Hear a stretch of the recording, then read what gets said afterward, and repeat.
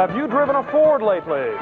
Ford and your local Ford dealer, who invite you to see the 1983 Ford Cars and Trucks, present USFL, the big plays. Hi, I'm Michael Rodriguez of the Orlando Renegades, and I'm here to bring you the weekly review and preview of this week's slate of games in the USFL Premier League. Let's go to the highlights. There's a new sheriff in the Pacific as the Oakland Invaders defeated the Arizona Wranglers 26-23. Leading the way for the Invaders was Cordarrelle Patterson. The running back wide receiver Swiss Army knife has topped 100 total yards in 4 of his last 6 games, while serving both as a rusher and receiver, while catching all 6 of his targets for 126 yards and adding 9 rushing attempts for 10 additional yards last week to finish with 6.09 fantasy points. Maulers went over to East Rutherford, New Jersey, and took care of the Generals 23-20. The Generals have now lost 2 straight, and putting them in that hole was Miami defense, who for the Maulers led the scoring with 4.22 fantasy points. You don't mention defenses enough, but when they lead your team in scoring, you gotta feed the big boys. The woes continue for the Denver Gold as they travel to LA and drop the game 25-12. Leading the way for the Express was, what? New England defense? Yes, another defense. As is often the case with Bill Belichick's defense, this New England unit is beginning to gel as the season progresses. They posted a solid effort in Week 9 with a season-high 4.52 fantasy points. Deep in the heart of Texas, it was the Portland Breakers who broke the heart of the San Antonio Gunslingers 26-18. Leading the charge was Joe Mixon. His 5.39 fantasy points represented a season high and his 4th best total in 59 career games. Not to mention gave him a 3rd week of 5+ points in his past 4. Recent ankle problems haven't seemed to hamper Mixon at all as he broke off a 21-yard second quarter run in which his maximum speed exceeded 20 miles per hour. The Panthers continue to keep pace in the Central Division with a 25-16 win over the Houston Gamblers. Nick Chubb appears to be back to full speed. After missing Week 6 and 7 with an injury and registering only 2.24 fantasy points last week, Chubb dropped the season-high 5.6 points this week in the Week 9 win. And I think the 70-yard touchdown run on Sunday tells us that Chubb is playing at a top speed. He shifted gears on that run, attacking open daylight to split off top of the secondary. What? The Spirit of Miami win their 2nd straight? That is the case as they pull off the win over the Jacksonville Bulls 16-14. Leading the way and tallying the 2nd most scrimmage yards in a game this season and finding the end zone for the 4th time in the last 3 weeks was Melvin Gordon, who enjoyed his first outing of the season with at least 20 carries in the win.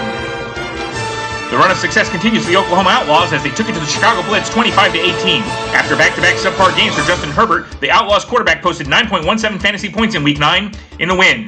It was another volume-throwing day for Herbert as he was 32 of 37 passing against a zone-heavy defense. Plus, he picked up a score on the ground, too, off a second reaction play inside the low red zone. Given his team's inability to create efficiency in their own run game, Herbert has now thrown at least 35 passes in every start this season. We traveled to Philadelphia where the Stars eked out a 25-24 win over the Washington Federals. Leading the way for the Stars was wide receiver Brandon Ayuk, who finally reclaimed an important role in the offense for the Stars, producing the best game of the season with 4.27 fantasy points on 89 yards receiving and a touchdown. The first battle in the war for I-4 goes to the Bandits, who pulled off the upset 22-21 over the Orlando Renegades. Leading the way for the Bandits was none other than Jimmy GQ, the pretty boy quarterback, with 6.37 fantasy points to pull off the upset and bring the Bandits a little bit closer in the Southeast Division. Going into the Deep South, the Memphis Showboats took it to the Birmingham Stallions 26-18. If Justin Timberlake brought sexy back, then Jonathan Taylor is bringing running back. The running back has officially made the case to be the top running back in the league, especially with Derrick Henry getting knocked out for the year with a foot injury. The Showboats are relishing every minute of Taylor's recent success, especially the fact that he scored 9 touchdowns during his current 6-game touchdown streak. And that was the week that was, Week 9 in the USFL Premier League. Now, let's bring in the Schwam to determine what are the lines and what are the predictions for Week 10. The Spirits' run of success will go headlong into the Maulers' sledgehammer. The boys from Steeltown are led by Najee Harris, who continues to excel in his rookie season, which is creating pressure to replace the statue of George Washington that sits along Franco Harris at the Pittsburgh airport with one of Najee. Franco's Army, meet Najee's Navy. I like the sound of that. Come on, Pittsburgh, build that statue. Maulers 26-20. The Wranglers get back Tom Brady this week from a league-mandated one-game vacation, and we all know how much Kevin Perilou hates mandates. Lucky for Kevin, Brady is facing off against Washington, a unit that's giving up a ton of yards and a ton of touchdowns. 6 of the 8 quarterbacks to face Washington this season have scored at least 6.5 fantasy points. That means the 3rd highest scoring average in the league is literally whoever is playing against Washington defense. In fact, QB facing Washington is ranked 3rd in scoring average behind Brady and Josh Allen. Yep, that's it. That's the whole list. It goes Brady, Allen, then quarterback facing Washington. And now it's about to face Tom freaking Brady. Good times. Wranglers 23-18. The coronation of Kyle Pitts may have been slightly premature. Since posting back-to-back 5-plus point games in weeks 5 and 7, Pitts has only scored 7.5 total fantasy points. Can he get back on track against Dallas defense, who have given up the 10th most points to tight ends this season? Schwam says, yeah. Feds 24-22. Somehow the bookmakers have the Renegades as favorites over the Bulls, even as the team from the City Beautiful has no starting quarterback listed. And that remains true even though Jordan Love is slated to start over biaddled Joe Burrow. As long as running back Aaron Jones is not used to his true potential, we need to be like Howard Beale. Get up right now, sit up, go to your windows, open them, stick your head out, and yell, "Free Aaron Jones! Free Aaron Jones!"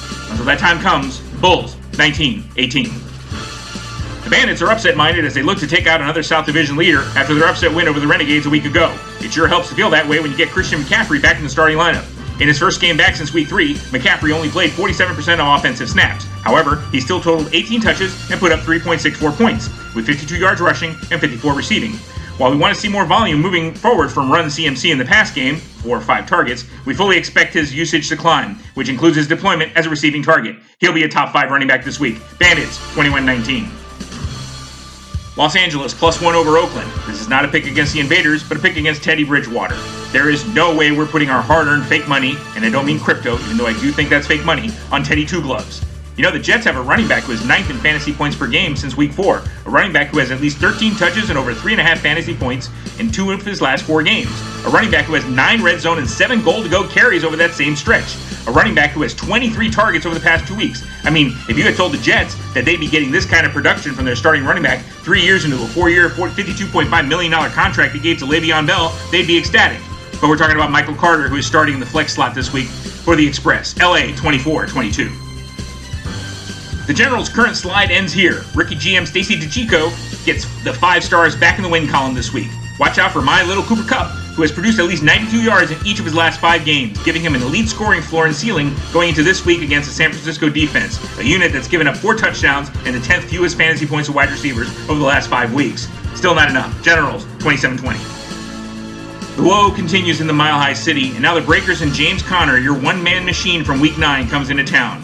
Conner scored a career-best 8.05 fantasy points last week. Conner's 3 touchdowns at least temporarily gave him 11 on the year, one more than Derrick Henry and Cooper Kupp, who have 10 apiece, with all of those coming the past 7 weeks alone. Much of the reason for Conner's big day was the early injury departure of Chase Edmonds.